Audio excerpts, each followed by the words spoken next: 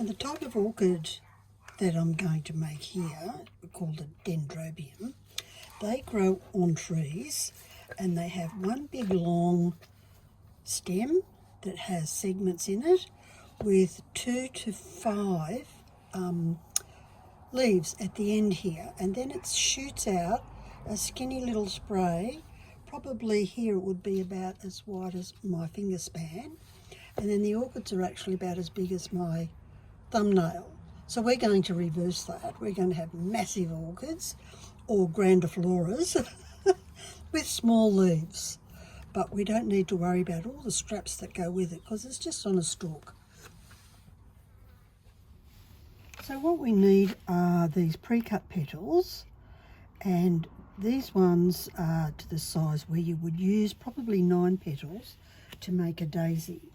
So the sizes are, this is 1.5 inch long or 7 or 3.75 millimeters long.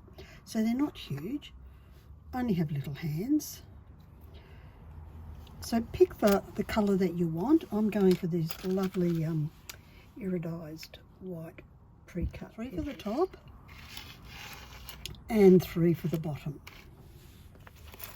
Then you want to pick what you're going to use as the centre. I'm going to use this cute little mirror and I'm going to cut it in half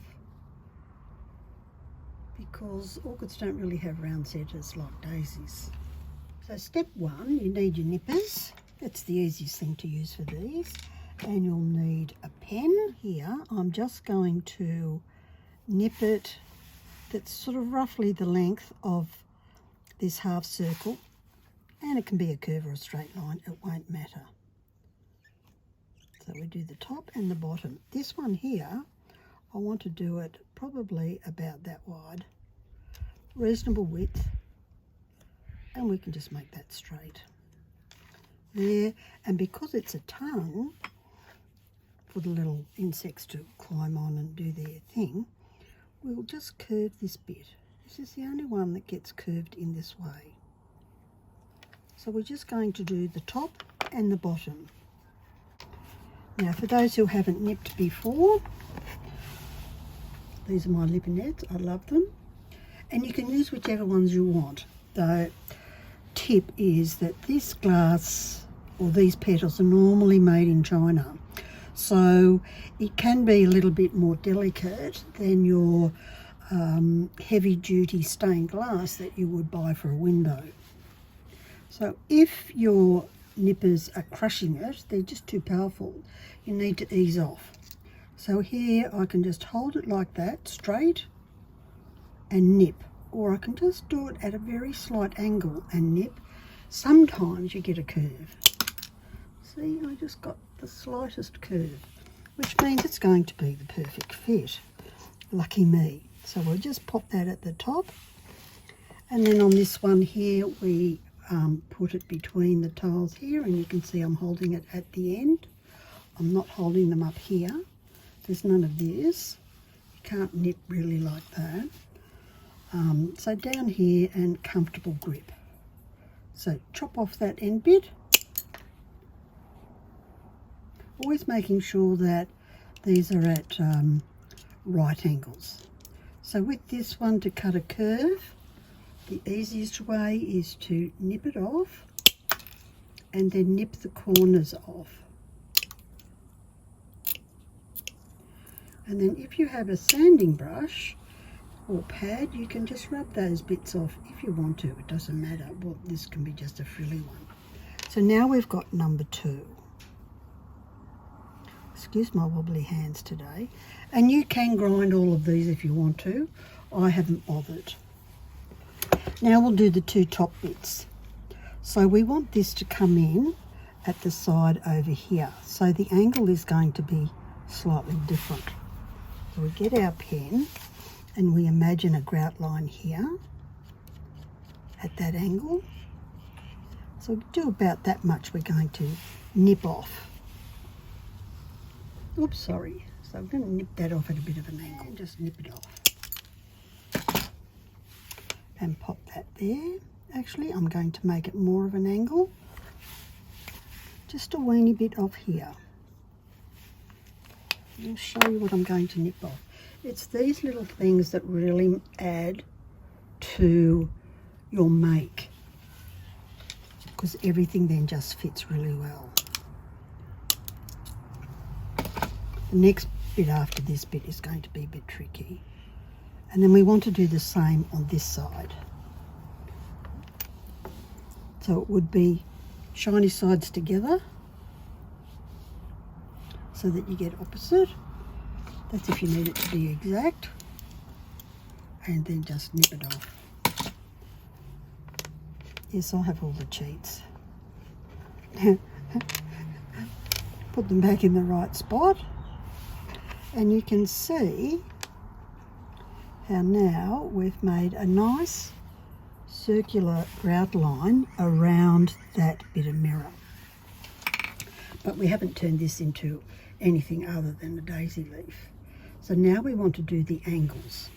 Get the pen, and between this top bit here and this bottom bit and the middle bit, just make a curve, a gentle curve. If you're handy with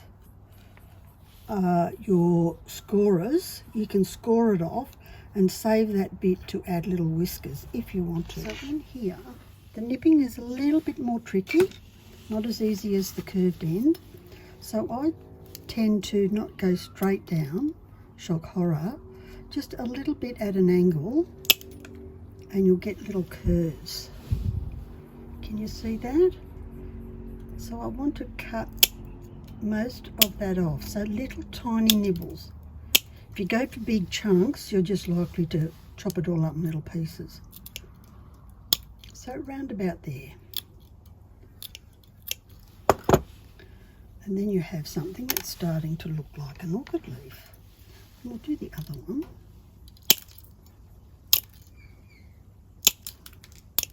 I will do all of the leaves so you can see me doing it. So this is for beginners. And practice this. Don't practice it on your really good pieces of glass.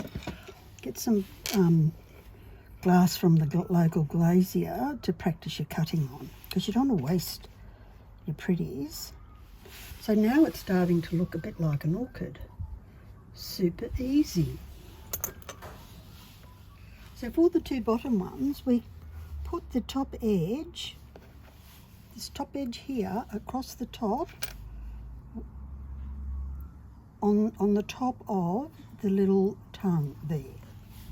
And then we imagine that we can see through the glass and do a line that matches the side, so we get a good fit. So we'll do that. And once again, with your nippers, slightly angle, not too far, and just do little nibbles, and you'll get better at it. And then we get a really lovely fit. So looking good already. Who would have thought it was that easy? We of course want to then take this out and make a little curly bit there. Take that off.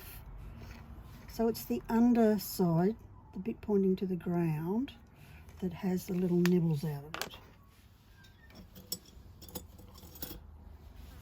So we want to have our centre, which is fairly straight, our leaves that make a nice grout line in a semicircle around there. It's important to have the grout line straight, because you might have your glass straight, but if the grout line isn't straight, you'll never know. Then this one goes in the middle of the bottom, and you can make this as long or as skinny as you like. You could make these skinnier depending on what you've got. And you can see the grout line runs straight across there. Let's zoom back out. So to make these little bits of green that go with it, and this is a good green, this is a gum leaf green, so you can see how I can make the, we might hide it actually down this way, or it can come here. Actually, let's make it come from around, because that's what it would mostly do. So we can make our little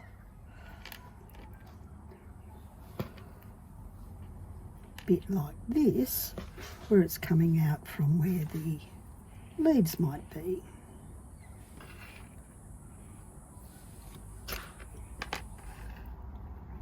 Right, so once again it's pre-cut, the pre-cut petals, and you can see that's looking pretty good, and this would then just be down here. So as you know, the leaves would actually be about this long, but we're making grandiflora, which means big flower.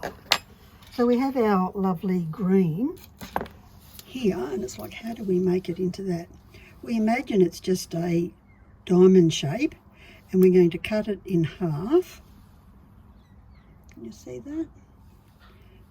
Cut it in half, which you can also make like big fat bits or other bits of leaves, and then cut it in half again, because with the orchid it doesn't have to be dead straight. So we're being impressionists. So then we have our lovely bits of tess that we can make our orchid with. And then we would have maybe 3 orchids. I'm going to do my work project with 3 orchids and a bud. So let's glue on to the next. I think I've mentioned to you that when I use stained glass, I always use white glue. The exception is when I'm using white stained glass or white glass tiles that are iridized, because for some reason the black glue enhances the colour of the iridized finish when it's in the sun. So I start off with the centre and make sure it's at the angle you want it to be. Hopefully that's roughly straight, but it doesn't matter, because when they're hanging out on their bits and pieces, they're not straight. Then I go do the top, and with this I just do a little bit here, and I do tend to use a lot of glue, so don't freak out, it's just me. I end up needing to do a lot of cleaning. So we can do the top bit, and it's really good that Lisa's made these structures that are nice and flat for mosaic art. How sensible. And then I do the bottom one. It's perfect. Actually, I might squish it over so it is in fact more perfect. Brilliant.